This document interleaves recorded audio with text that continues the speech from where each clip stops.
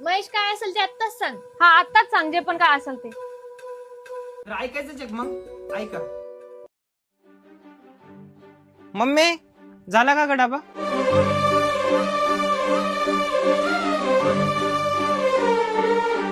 हा डबा पूर्ण खाय आणि अथर्वला पण दे बरं का.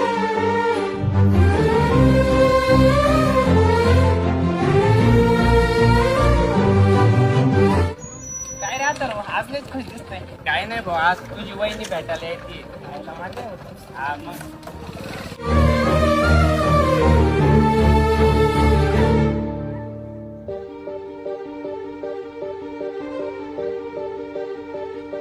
मरहमी सा चांद है तू,